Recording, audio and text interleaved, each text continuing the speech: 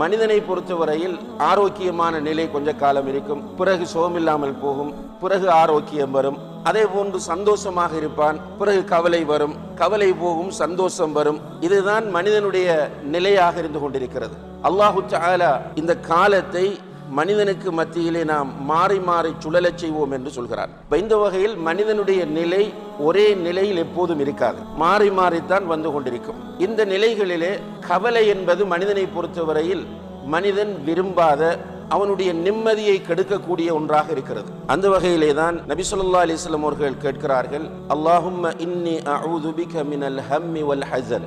யா அல்லாஹ், உன்னை கொண்டு கவலை, துக்கம் போன்றவற்றிலிருந்தும், வல் அஜிஸி வல் கசல், இயலாமை, சோம்பேறித்தனம் போன்றவற்றிலிருந்தும், வல் புக்லி வல் ஜுபுன், கோழைத்தனம், கஞ்சத்தனம் போன்றவற்றிலிருந்தும், வதல்இத்தைன், கடன் தொல்லையிலிருந்தும், வகலபத்திர் ரிஜால், மனிதர்கள் மிகைத்து விடுவதிலிருந்தும் பாதுகாப்பு தேடுகிறேன் என்று நபி ஸல்லல்லாஹு அலைஹி வஸல்லம் அவர்கள் கேட்கிறார்கள்.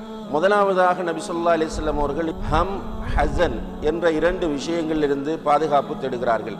ஹம் என்று சொன்னால் எதிர்காலத்தில் நடக்க போகிற விஷயங்களை நினைத்து ஏற்படக்கூடிய கவலை, துக்கத்தை குறிக்கும். ஹஸன் அல்லது ஹுஸ்ன் என்று சொன்னால் கடந்த காலங்களில் நடந்தவற்றை நினைத்து கவலைப்படுவதை குறிக்கும். இந்த இரண்டு விதமான கவலைகளிலிருந்தும் நபி ஸல்லல்லாஹு அலைஹி வஸல்லம் அவர்கள் பாதுகாப்பு தேடுகிறார்கள்.